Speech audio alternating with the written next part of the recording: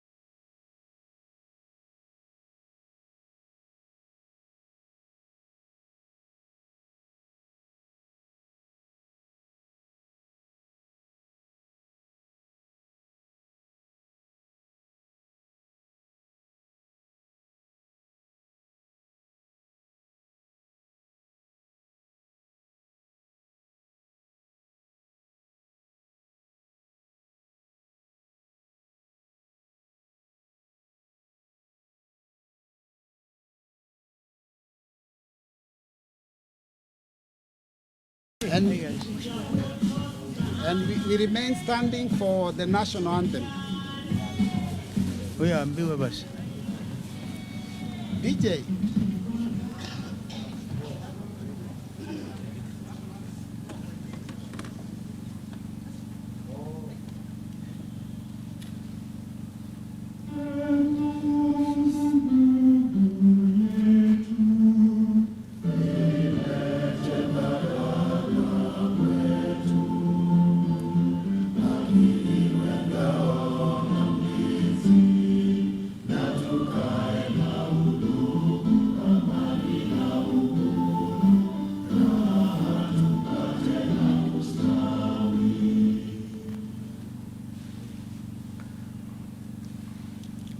That's okay.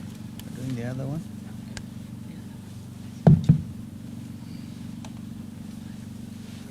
Another East African, or we continue? Sawa.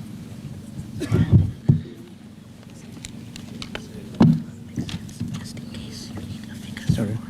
Just in case you need the figures for. Okay.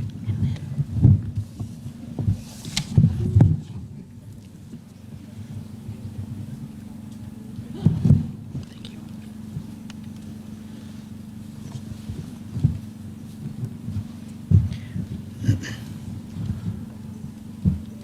My colleagues, the Honorable Gachagua, the Honorable Fred Matiang'I, the Honorable Justin Muturi, the Secretary General of KANU, George Wainaina,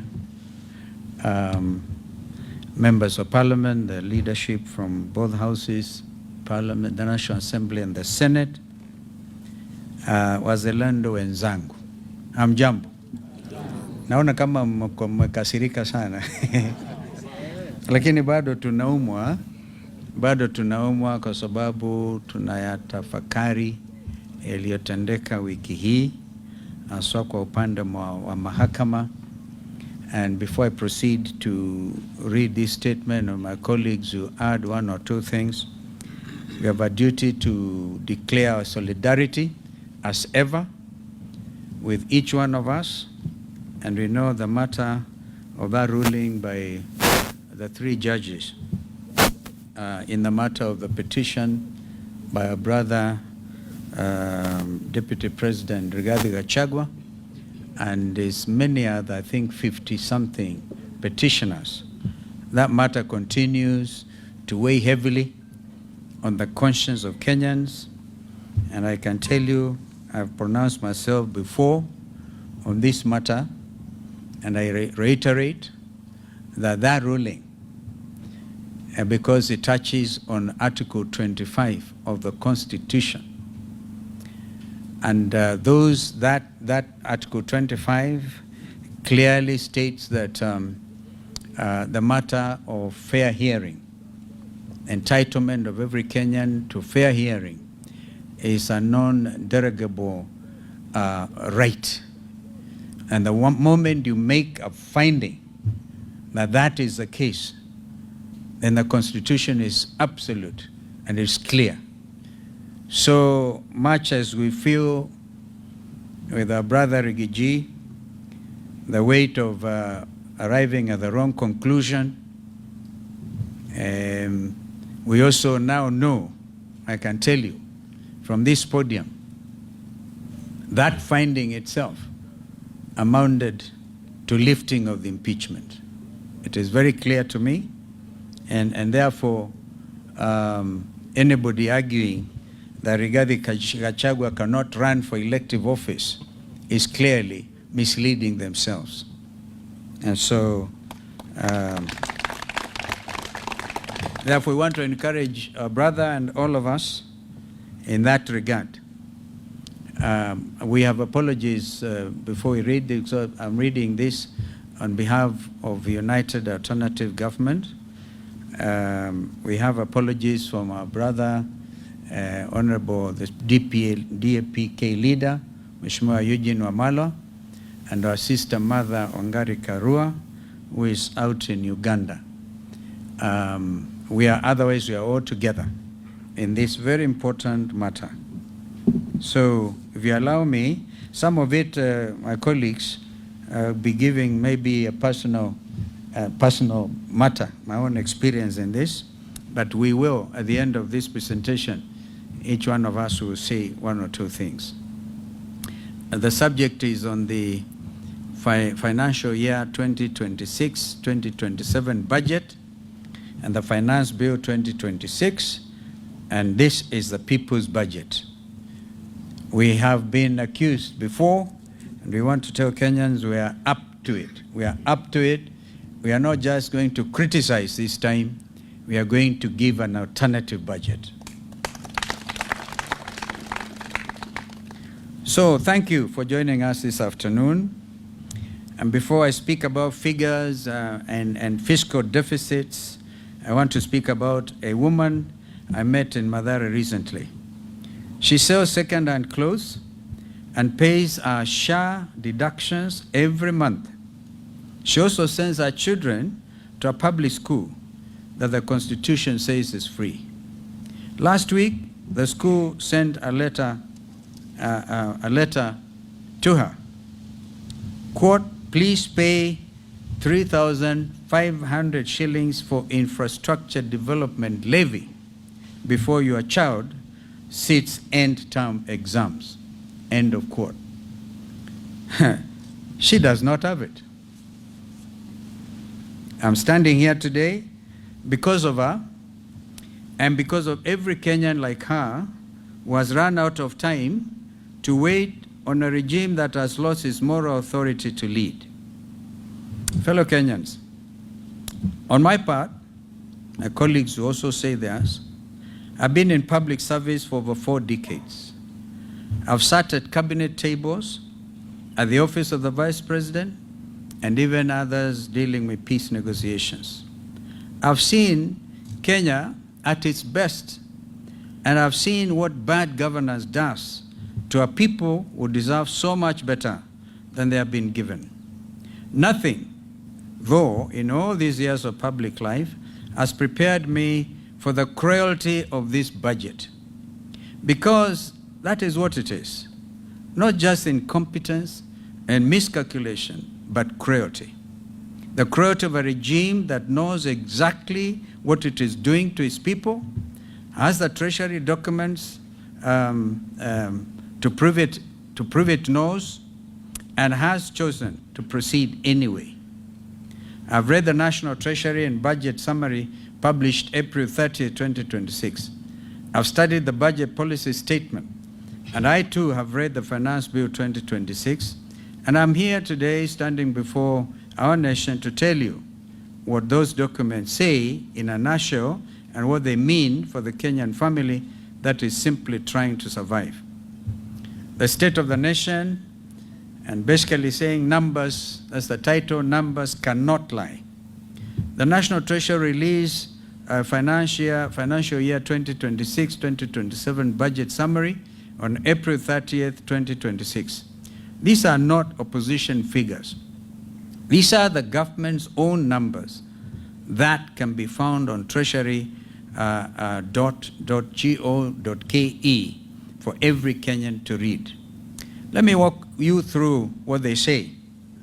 This is the largest spending plan in the history of the Republic of Kenya.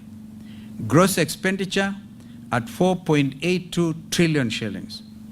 Yet total revenue, including taxes and all other inflows, stands at only 3.63 trillion shillings. The gap between what this regime spends and what it collects is a whopping 1.11 trillion shillings. A fiscal deficit of 5.3% of our entire GDP. The difference of 1.11 trillion is borrowed. And it is borrowed on behalf of a child in Turkana who is 4 years old today, who has never signed a loan agreement, and who has never attended a budget committee hearing. That child will repay this debt with interest. That is not fiscal management, ladies and gentlemen.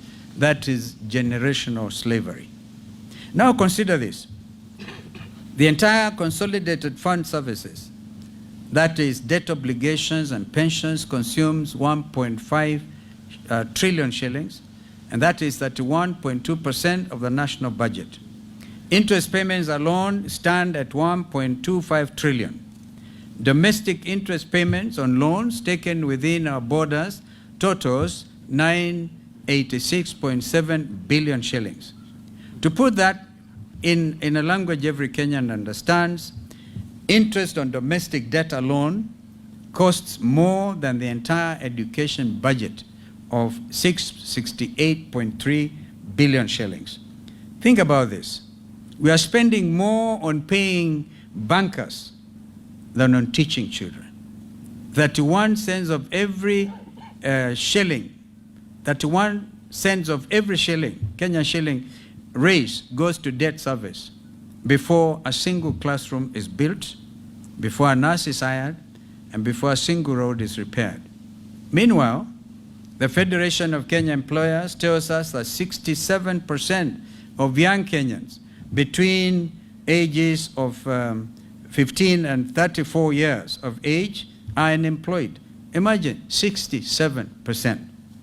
In a country where youth are not the future, they are the present and they are the majority. And this Ruto budget has told the majority to wait. On free education, the most expensive lie in Kenyan politics. Article 53 of our Constitution states that every child has the right to free and compulsory basic education, not subsidized education or partly funded education, but free education. Yet here is what the budget estimates actually show. Free day secondary education capitation, 54.6 billion shillings, yet the full funding requirement is 83 billion shillings. This is a shortfall of 28.4 billion shillings. Under free primary education, the government remits 1,420 shillings per pupil per year. Yet the budget policy statement at page 44 of volume 2 documents an 18 billion capitation gap. Junior secondary schools receive 30.9 billion shillings against a need of 42 billion shillings. A Form 1, or whatever they call it today, CTR 10, Form 1, grade 10, a student arriving at a public day school, supposedly free, finds no desk and no textbooks. And all children go without desks because of the Kenya School Equipment Scheme, the program that once put desks, laboratory equipment, and books directly into public schools has been defunded and forgotten.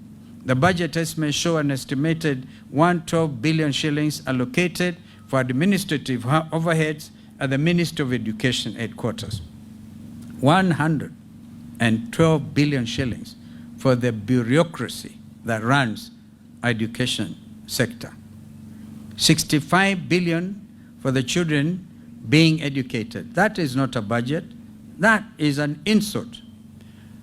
Thirdly, school safety and student mental health, a crisis this budget ignores.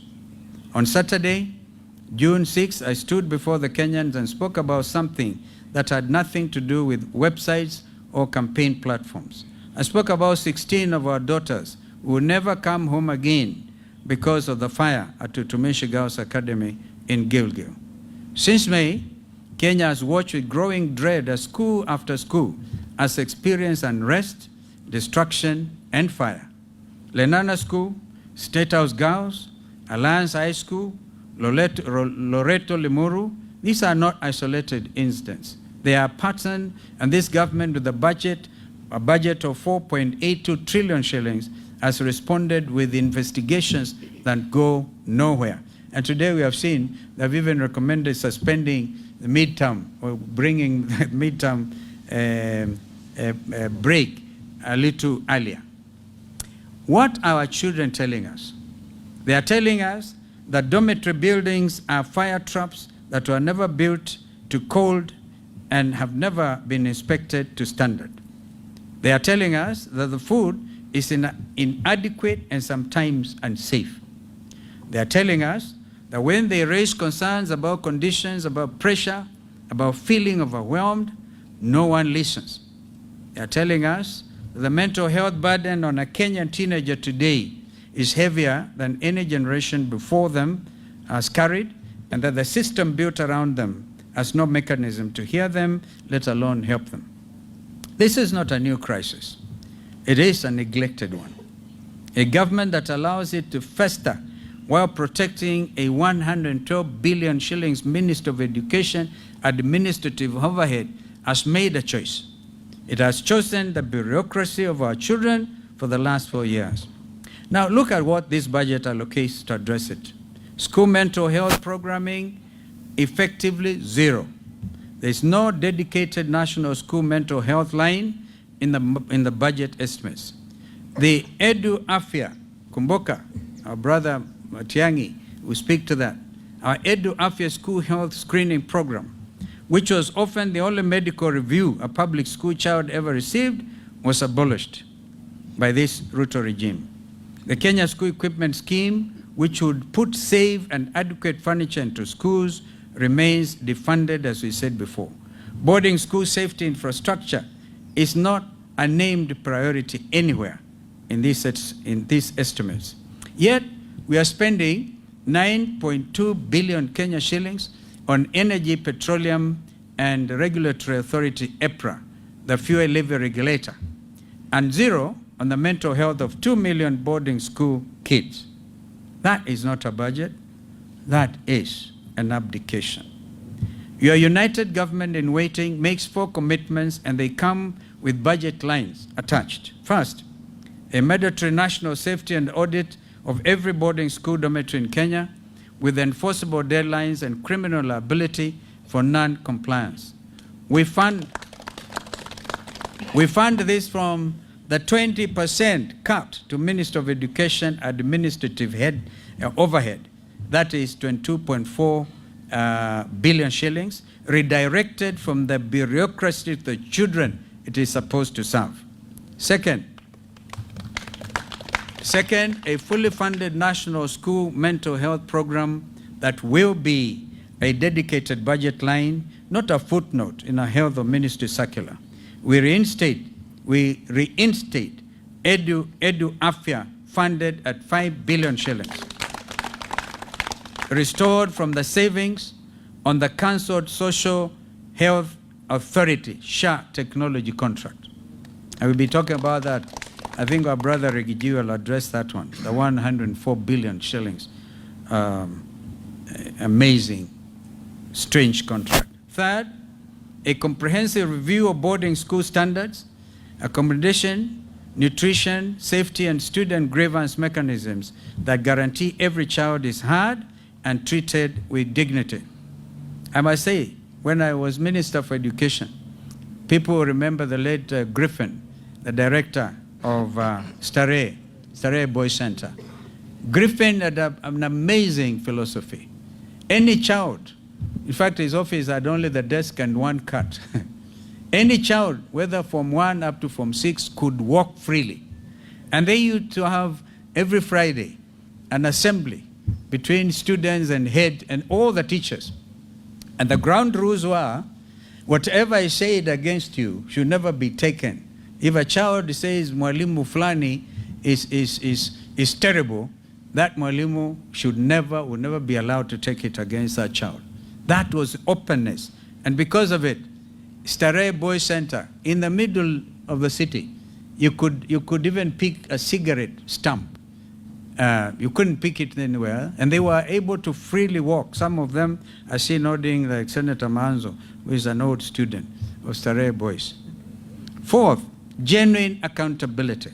There must be criminal liability for every official, administrator, contractor, or building inspector who knowingly signed off an unsafe infrastructure. At number 4, health and SHA, mandatory taxation disguised as healthcare reform. Let me take you to Mama Lucy Kibaki Hospital on a Tuesday morning. A 34-year-old woman who pays her SHA deductions every month faithfully, without fail, presents her card at the gate, but the system is down and she's turned away. Does that sound familiar? There's an outage for the last 4 days. This is not hypothetical.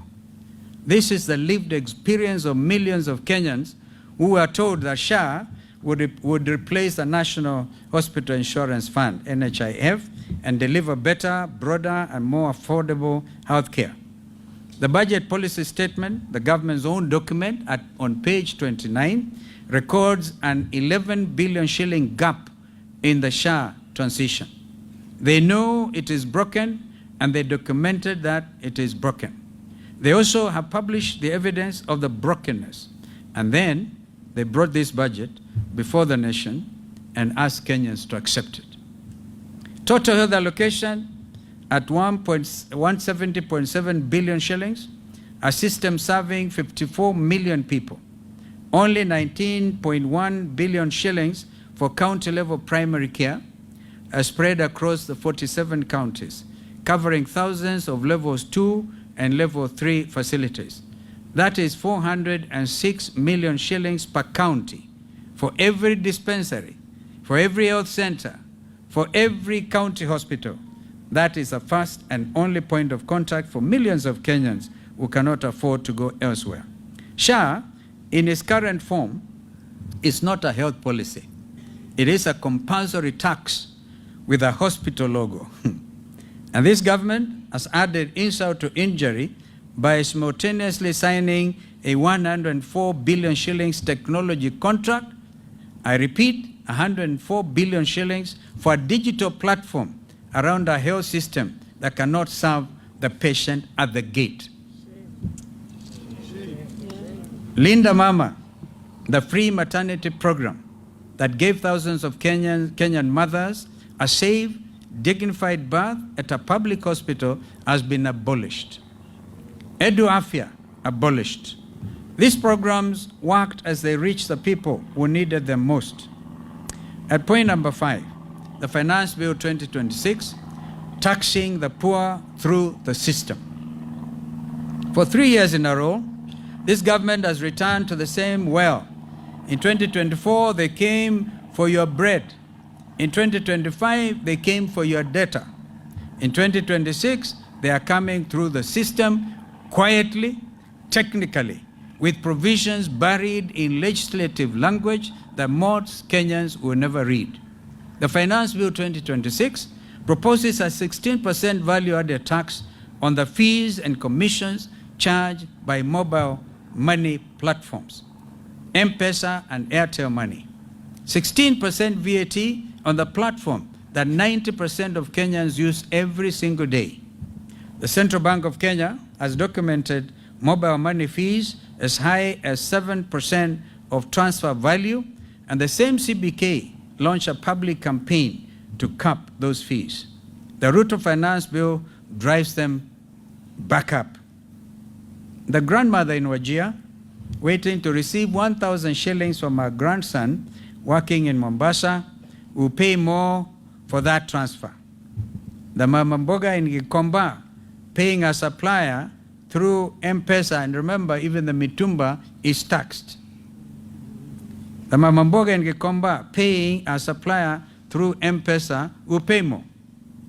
The border rider sending money home to his mother in Nyamira will pay more.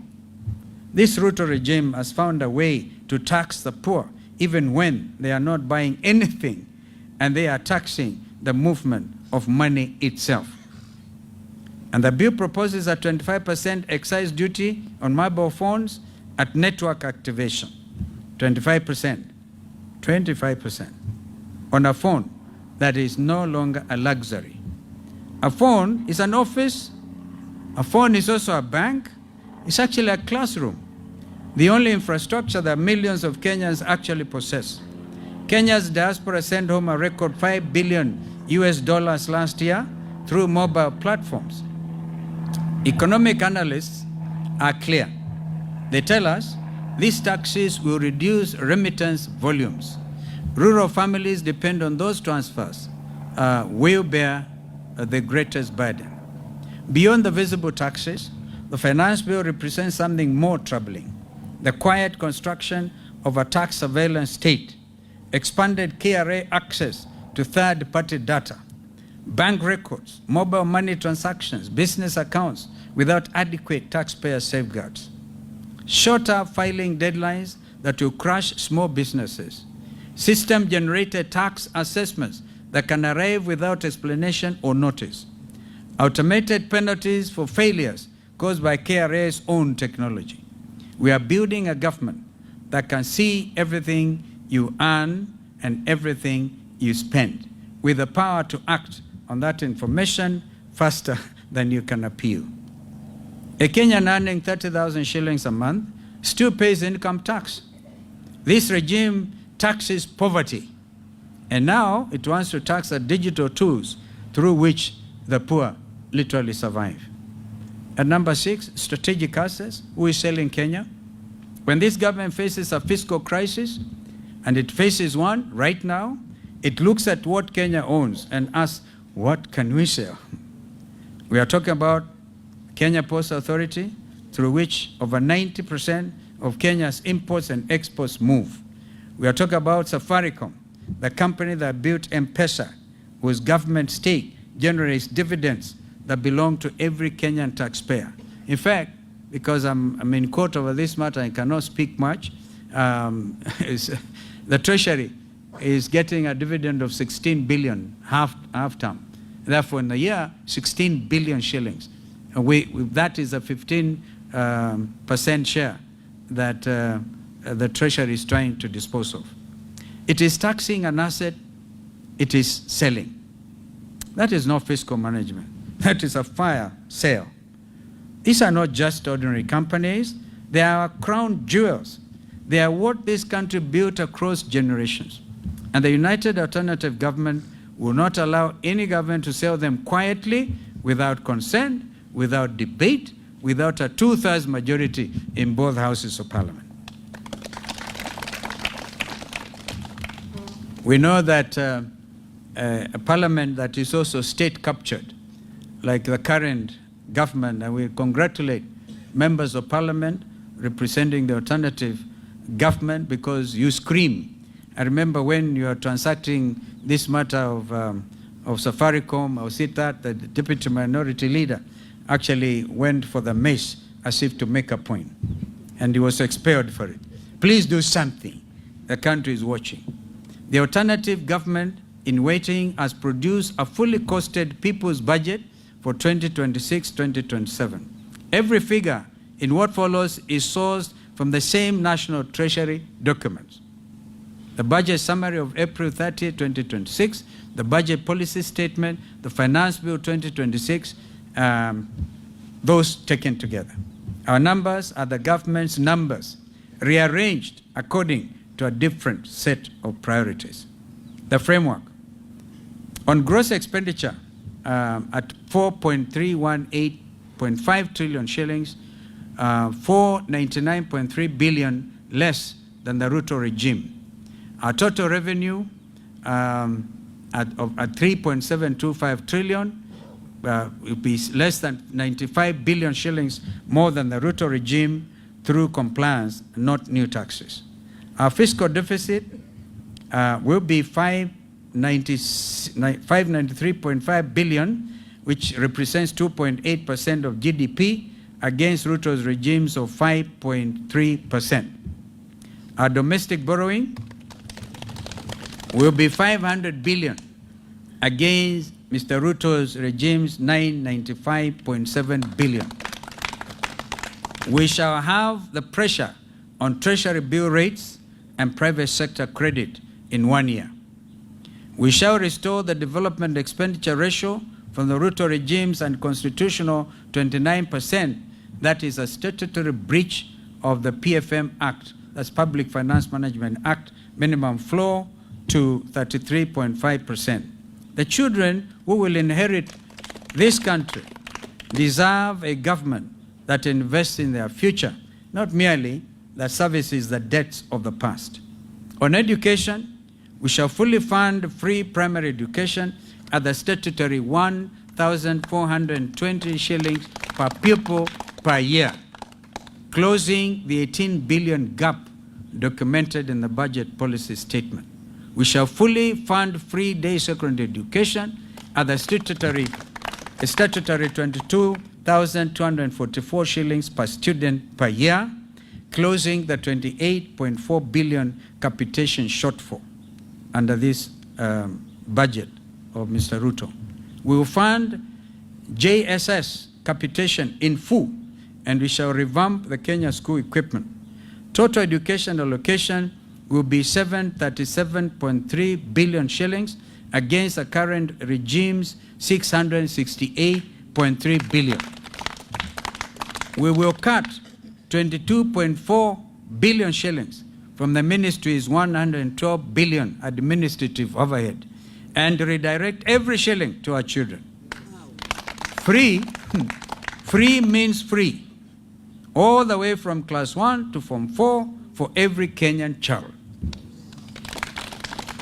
On health, we shall close the 11 billion SHA gap documented at page 29 of the budget policy statement. We will fund free care at every public hospital up to county level. That is no card at the gate, no system down, and certainly no patient turned away. We shall reinstate Linda Mama as well as reinstate Edu Afya. And make no mistake, we shall cancel the 104 billion SHA technology contract and redirect every shilling to frontline care, stocking dispensaries, paying nurses, buying medicines. We will also increase KEMSA from KEMSA's allocation from 18.8 billion shillings to 30 billion, so that no Kenyan patient is told to go buy their own drugs, as that is the practice.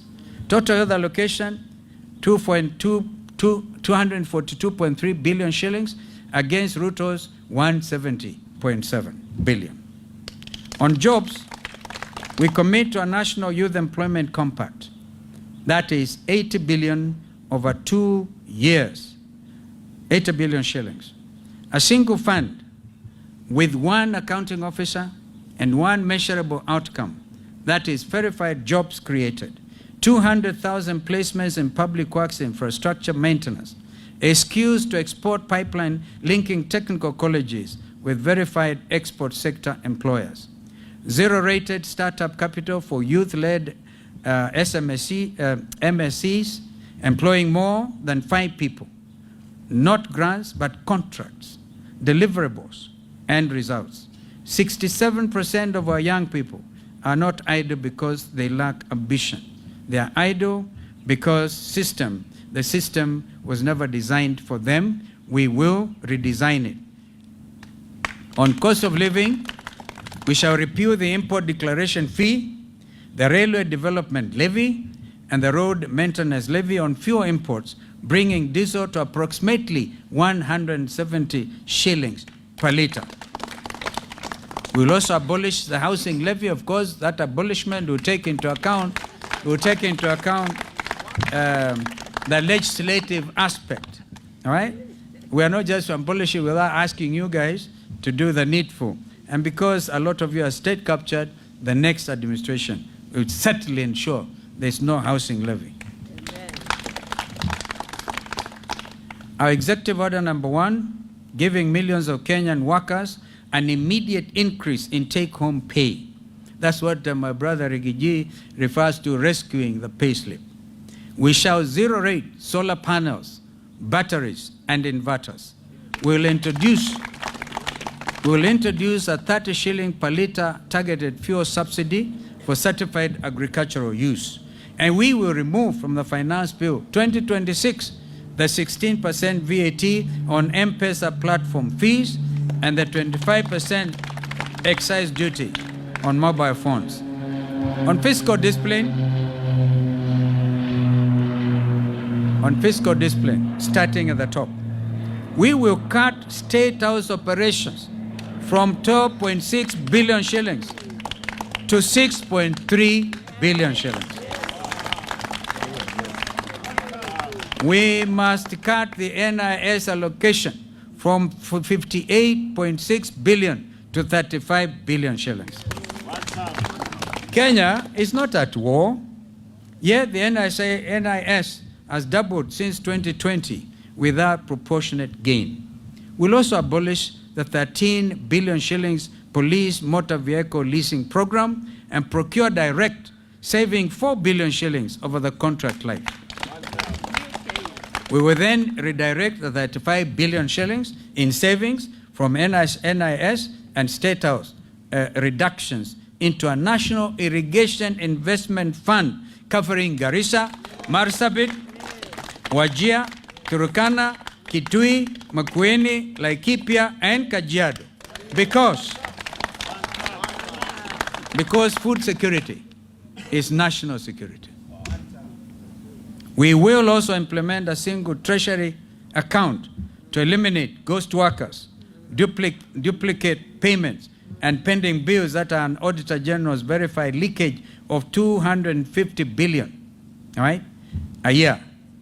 And we must congratulate the Auditor General because there are two ladies I personally respect, the Controller of Budget and the Auditor General. Two ladies who have stood strong in the interests of the Kenyan people. Every contract requires confirmed exchequer backing before work begins. Any accounting officer with an adverse Auditor General report must step aside immediately. Now you may ask, where does the money come from? I'll tell you. 200 billion shillings from the structured sale of stored affordable housing projects at market value.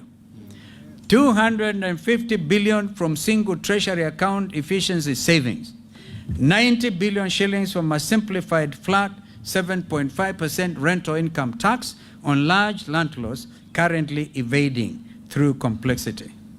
104 billion shillings from cancelling the wasteful SHA technology contract. 125 billion shillings from halting non-priority vanity capital projects. 30 billion from right-sizing NIS and State House. That is not a promise. That is a united alternative government's balance sheet. A message to the Kenyan people. To the primary school head teacher writing a letter home in July because capitation has not arrived, we see you. Under administration, that letter will never need to be written. To the mother turned away at the hospital gate because the SHA system was down, we see you too. And under our administration, that gate will never be closed to you. To the Form 1 student or CTR 10 student who arrived at their school, arrived at their free day secondary school and found no desk, we hear you. And our government, the desk will be there before you are there. To the border rider who finished the day in debt because fuel costs more than his earnings, we also hear you. And our government, fuel will cost less, not more. To the Mama Mboga in Gikomba, who learned the government now wants to tax the M-Pesa transfer she uses to pay her supplier, we'll feel your pain too. Under our administration, that transfer will be cheaper, not more expensive. And to every Kenyan who owns a piece of KPA and Safaricom through their taxes and is watching that stake quietly diminish, we are with you. Those assets are your inheritance, and we shall protect them. Now, a direct word to members of parliament as I conclude. You were not elected to be a rubber stamp. A mother woke up before dawn, remember that, walked to a polling station, queued for hours, sometimes under rainy conditions, because August sometimes is very, very, very cold. Queued for hours and marked your name because she believed you would go to Nairobi and fight for her. When you vote to approve 28.4 billion shillings free day secondary capitation shortfall, you vote against the children of the poor. When you vote to approve an 11 billion shillings hole in SHA, you guarantee that the next Kenyan will be turned away at a hospital gate. When you vote for 16% VAT on M-Pesa platform fees, you tax the only bank most Kenyans have ever had. And when you approve a fiscal deficit of 1.11 trillion shillings, a statutory breach of the PFM Act, you are not building this country. You, honorable members, are mortgaging it. And I know none of you sitting before us today. Make no mistake, history will record your vote, and in 425 days, just like the current regime, the people will have made a record of the choice you made and make it plain at the ballot paper box on August the 10th next year. Conclusion. As we combat our country, we have had victims of police brutality in our midst before we all got together here. We all remember Rex Masai was the first one to fall when we were shot at the leg. And June the 25th is around the corner. I have confirmed from Honorable Makali Mulu, and I share that with Bernard Kavuli and his colleagues, including their advocates, that some 2 billion shillings is already in the budget, but under office of the president. Would have preferred if that money went directly to the Kenya Human Rights Commission. And then, even then, it's not even sufficient. We Kenyans expect it's not enough. Like, I really congratulate my brother Rigiji for saying he is not in need of 50 million shillings for a breach caused on his own rights under the law, under the Constitution. So it is very easy for this administration to think by paying 2 million shillings to a family whose son was felled by a police bullet, you have done justice. Kenyans deserve and they demand justice.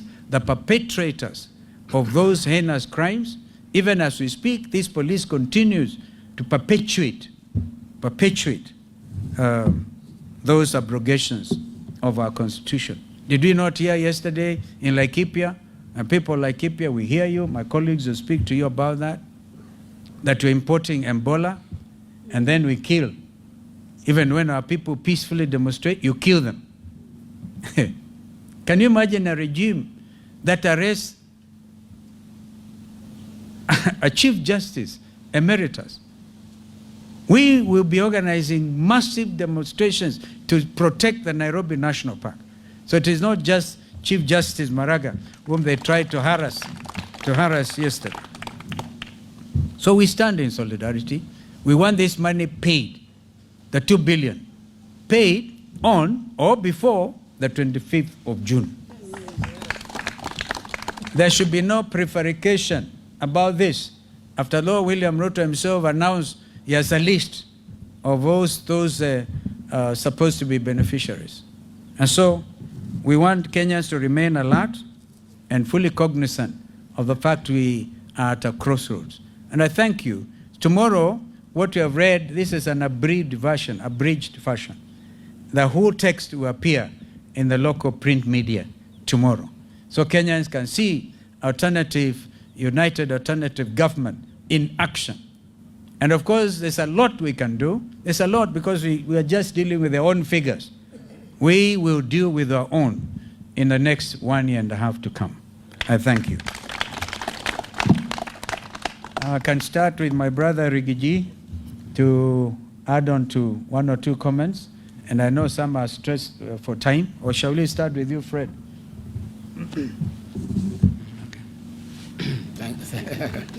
Thank you. I have very little to say. I just want to say that a few months ago, I said SHA will collapse in 6 months. For the last 4 days, It has collapsed. the systems are down. That is a sign of collapse. When Rigiji tells you that your wife is expectant, please buy some diapers. I want to ask our members of parliament in the National Assembly, those who believe that they serve the people who elected them, to be in the forefront in rejecting on the floor the 2026 finance bill. And the other side, the flower girls, or William Ruto, the flower girls, who are the majority, will want to vote by acclamation. Please be present to force a division so that Kenyans can know who voted with them and who voted against them, so that they can keep a record, so that next year, in another 14 months, they can pay them back in kind. So that is my plea, that please be present on that day so that you can force a division, so that it is known, it's on record, who has voted with the people of Kenya and who has voted against the people of Kenya. I want to support that the new administration next year will do away with the housing levy. And I want to put Kenyans on notice. You are being asked to start paying for these houses. Please don't. You just lose your money next year. Don't throw good money after bad. Keep away from those avoidable houses. Because next year, sure as December 25 is Christmas, William Ruto and his people will go home. There will be a new administration that will do away with the housing levy. So it is foolish and unwise to put your money when you know that chances are 9 to 1 you lose your money. Again, we have seen a lot of land belonging to private people being grabbed by William Ruto and P.S. Nixon Koril, especially here in Kiambu, where there are large tracts of land belonging to private people, the land being subdivided and sold hastily to investors. I want to put investors on notice. Please, don't buy this land. Next year, the land will be given back to the owner, and you will have to make a trip to Sugoi to look for your money. It is unwise to lose money when you can see you are going to lose it. All those large tracts of land, William Ruto moves at night with a torch, identifying land, and P.S. Nixon Koril, his tribesman, is the architect of grabbing land belonging to private Kenyans. And this land is being sold cheaply. And gullible Kenyans are buying. This will not be allowed to happen, and the land will be restored to the owners, and you just lose your money. So please, unless you have money to waste, we're asking Kenyans to be careful. And again, all those people who are being sold public assets, please don't buy. You will lose your money next year. Yes, yes. Because it will not happen. All these public assets will be restored to the Kenyan people. And since we are putting you on notice, you will not be able to plead ignorance and to say that you bought because you did not know.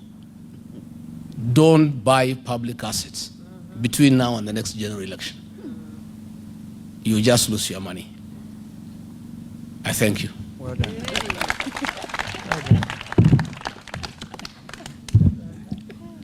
Ladies and gentlemen, 4 points to be made in addition to what my colleagues have said. When we, in public discourse and public meetings, say that we are not just talking, the things we say can actually happen, we've demonstrated this year that they can actually happen. So my first point is, to the people of Kenya, we are talking about hope. Don't lose hope, because we will restore our country to where it ought to be. We will provide real free education. The fear I have, I've not looked at the most current data, is that our dropout rate in schools could very easily have gone back to the pre-Kibaki days because of the number of children who cannot access education. The figures we have quoted here and the savings we are making in the education sector are intended to remove all the barriers to access to education. Because for a country of our size that has got the aspirations that we have, we cannot afford to have barriers to access to education, whether they're in levies, in fees, and all that kind of thing. So all those policy proposals that worked effectively during the Jubilee administration will be restored. They will work. Edwafia will work, as we have demonstrated to you, so that parents don't have to be called and hassled when their children are sick in school. We will remove some of these irrelevant and unnecessary levies and restore capitation to schools so that school heads are able to manage schools without stress and without undue pressure. What I would like to say, I said over the weekend, and I reiterate it again, that on this one issue of education, it's necessary, and we are asking the president and his government. You know, time lost, a year is too long in the education sector. We can have an all-parties conversation, and we have demonstrated what can be done to save the crisis in the education sector right now. They could start with this year's budget, this year's finance bill, and save the situation in the education sector. I have noted that the only change the president has been able to do is to appoint Mr. John Ololtua as the new PS as the Minister of Education. John is a good guy. He was my regional director of education when I was minister, but that is not enough. They need to have a different mindset in the way in which they are looking at the education sector so that we can save our children and our parents, and most importantly, our teachers from pain. Point number 2, discipline is destiny. There is no way we are going to manage ourselves as a country outside of effective discipline. The level of wastage in government is unbearable. You have noticed clearly from the proposals we have made that we can live within our means, we can reduce some of the allocations and some of the luxuries we're engaged in. For a government our size, for a country with our aspirations, faced with the challenges that we face, some of the things we do are actually very unrealistic and almost totally irresponsible. Point number 3, we are a democracy, and democracy is government by deliberation. Our colleague, the Minister for Finance now, or the Cabinet Secretary for the National Treasury, has been criticizing us and saying we are making proposals to the Finance Bill 2026 recklessly. And my answer to him is this: you put it forward so that we deliberate it, we give you our views. And that's why we are asking members of parliament that if some of these amendments are not done, then the bill should be rejected in total. There are details that we There are details that we have not gone into here. For example, if you increase tax on income from rent from 7.5% to 10%, all that is going to be passed on to tenants. The same ones who are paying SHA, the same ones who are paying housing levy, the same ones who are paying all these taxes. How will life be afforded? So we are not basically saying things because we are bored. We are saying things because we can see and we live here. And we are saying them in patriotism.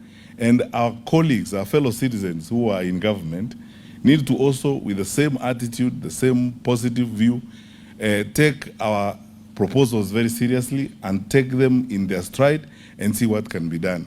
And I don't think, although Honorable Kalonzo Musyoka and Rigathi Gachagua did not say this, I don't think that the United Alternative Government is opposed to a conversation. Our members of parliament who are in parliament, I'm sure will be very happy to have a conversation on how these measures can be changed and these proposals can be changed in Finance Bill 2026 so that we can have a palatable situation. He asked how I was in cabinet for 10 years and we passed finance bills. We debated all the time. We negotiated all the time. In fact, in most cases, we gave away a lot. Sometimes it's a give and take, and government should be prepared to go to parliament and sometimes listen to the members of parliament, accept to lose here and lose there, reorganize here and reorganize there and readjust so that we can go forward in a manner that is essentially bearable for all of us. Finally, I don't think we are going anywhere if we adopt this attitude, like I have seen in some of our government officials, of behaving like we don't have a right or a role to point out these things. Who are you governing? You are governing us. Na sisi sio kondoo. We are human beings. We have views. And then when we give these views, please take them. We are your brothers also. We are not expatriate Kenyans. We are Kenyans in our own right. And we are telling you these things because we believe in them. And in that same vein, I would like to encourage our leaders, first from those who are in the National Assembly and in the Senate, in the United Alternative Government, to push hard with these proposals. Because all these things we have proposed here, if you don't take them to the floor of the House and read Finance Bill 2026 against these proposals, then what we are doing here is just a political exercise. So I would like to request our brothers and sisters who are in the two houses to carry these proposals with them and read Finance Bill 2026 side by side with the proposals we are making. And in the event that our fellow citizens who are in government will not listen and make these amendments, my recommendation strongly, like that of all right-thinking and positive-thinking Kenyans, is the Finance Bill then should be rejected in total. Thank you.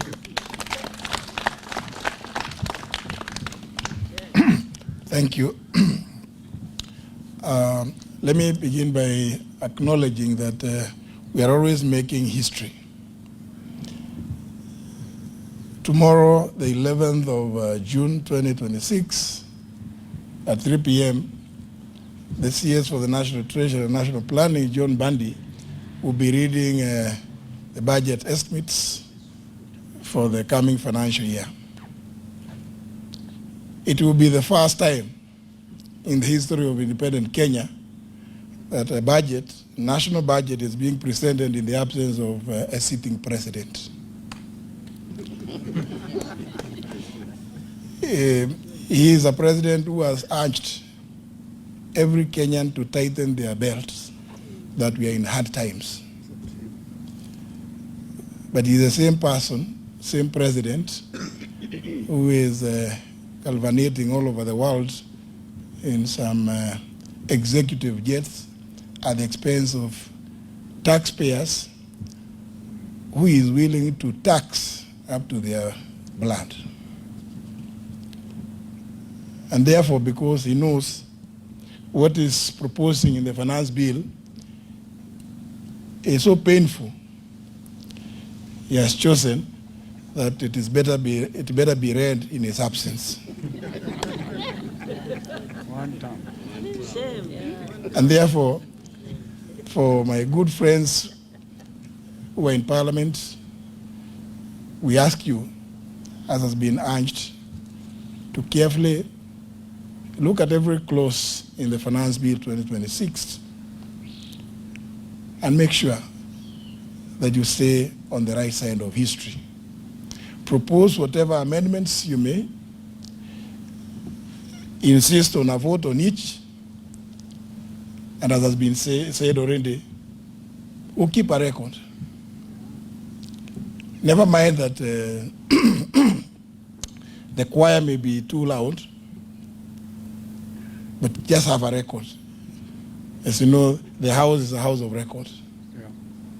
You will be recorded as having been the right side of history.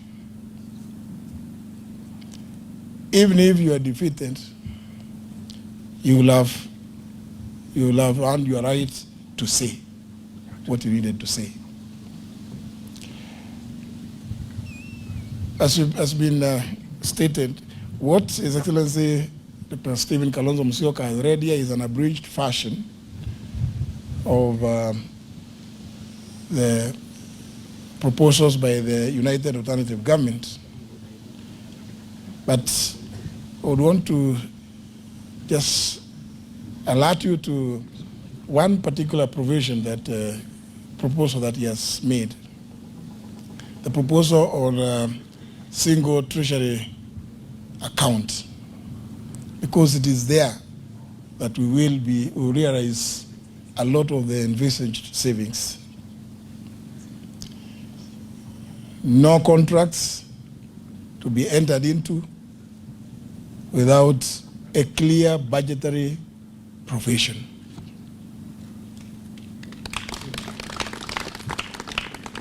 That will eliminate the possibility of having pending bills, because you will not enter into a contract when there is no budget. And if you do so, as has been contained in his speech, a very revolutionary proposal is that if you are the accounting officer, you will be held accountable, because the Auditor General will point out that. And our proposal is, as soon as the report is tabled on the floor of the respective houses, you step aside until such time as the house will have cleared you. We are talking about an accountable government. And therefore, as I indicated to some of you who are here, I will be suggesting an amendment to Section 68 of the PFM Act to also include county governors to be included as accounting officers, because they have been evading accountability on the basis that they are not the accounting officers. And therefore, any adverse findings by the Auditor General, the report is tabled before the Senate, please just pack your things and wait. Go home and wait until such time as you will have been cleared by the Senate, if you are a county governor. We mean business as the United Alternative Government. This and many other proposals, which you'll see when you read the full documents, are meant to restore dignity and accountability and return the country to the rule of law and constitutionalism.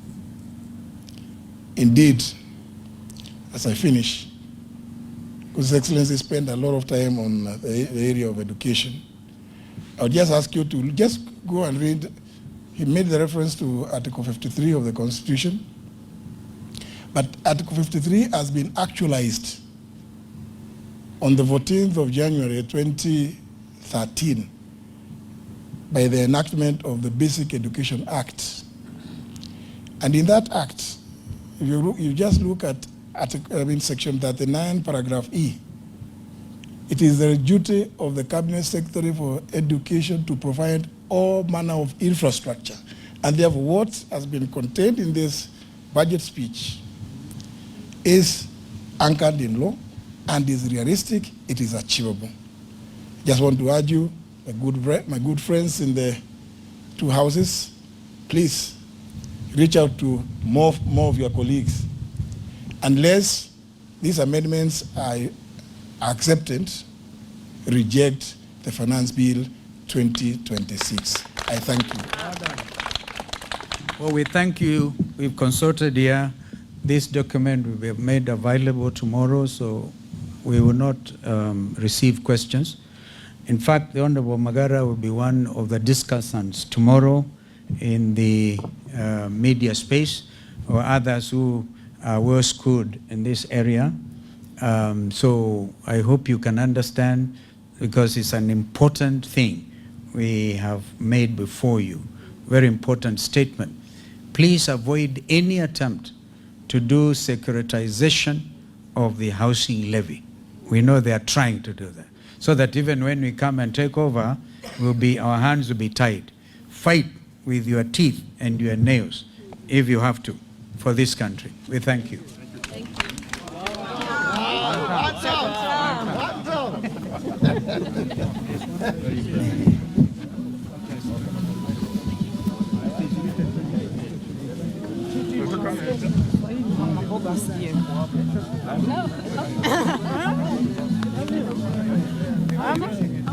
Perfect. Excellent. We need someone and not thinking about it.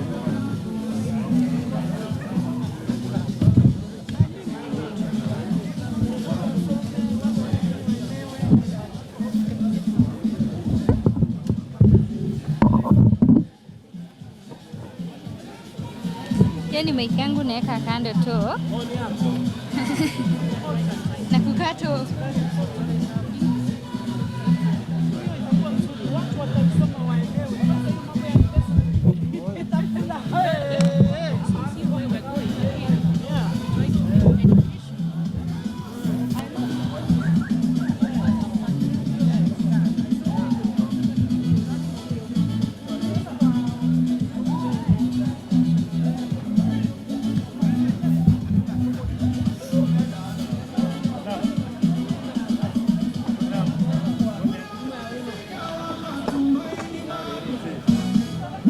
Mburanga we.